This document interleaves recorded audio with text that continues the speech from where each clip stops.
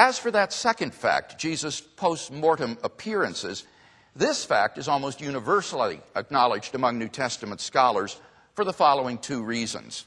Reason number one, the list of eyewitnesses to Jesus' appearances, which is quoted by Paul, guarantees that such appearances occurred. In his first letter to the church in Corinth, Paul writes, "For I delivered to you what I also received, that Christ died for our sins in accordance with the Scriptures, and that he was buried, and that he was raised on the third day in accordance with the Scriptures, and that he appeared to Cephas, then to the 12. This information has been dated to within 5 years of Jesus' crucifixion. It mentions the appearances to Peter and to the 12 disciples. Paul then goes on to say, then he appeared to more than 500 brethren at one time. Then he appeared to James, then to all the apostles. Last of all, as to one untimely born, he appeared also to me." According to his letter to the churches of Galatia, Paul was in Jerusalem within 6 years of Jesus' crucifixion and spent 2 weeks with Peter and James. Given the early date of this information, as well as Paul's personal acquaintance with the people involved, such appearances can't be written off as legends. Reason number two, the appearance narratives in the Gospels provide multiple, independent attestation of the appearances.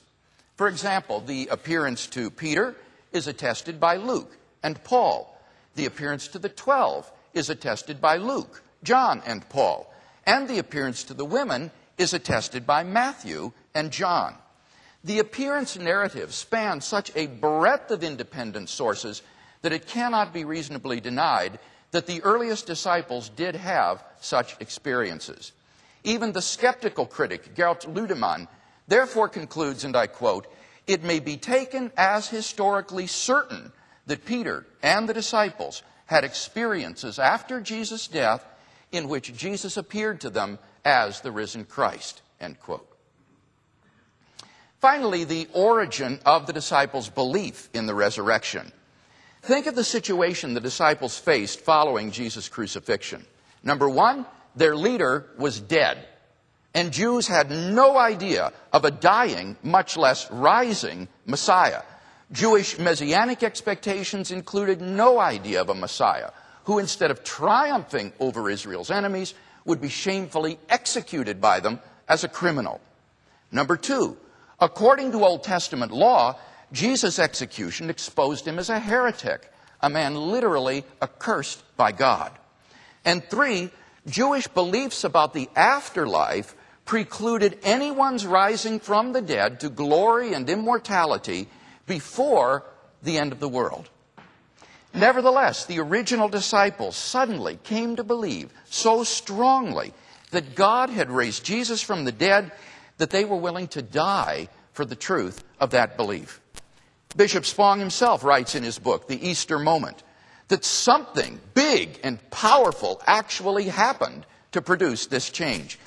Indeed, I've rarely seen a more powerful statement of this point than Bishop Spong's. He points out that the lives of both Jesus' disciples and his family were radically transformed, that Sunday became the new holy day rather than the Jewish Sabbath, that God was reconceived to be not just one person, but to include Christ, that the content of the gospel message became Jesus himself, that Jerusalem became the center of Christianity, and that leading members of the anti-Christian religious establishment became followers of Christ. All of this is historical data, he concludes, that begs for an adequate explanation. But what was that big and powerful something, if not the resurrection itself, as the disciples proclaimed? As the eminent British scholar N.T. Wright has written, without the resurrection, there is a gaping hole in the middle of first century history that nothing else can plug. That is why, as a historian, I cannot explain the rise of early Christianity unless Jesus rose again, leaving an empty tomb behind him. In summary, then, these three facts are agreed upon by the majority of New Testament scholars who have written on the subject: Jesus' empty tomb, his post-mortem appearances, and the origin of the disciples' belief.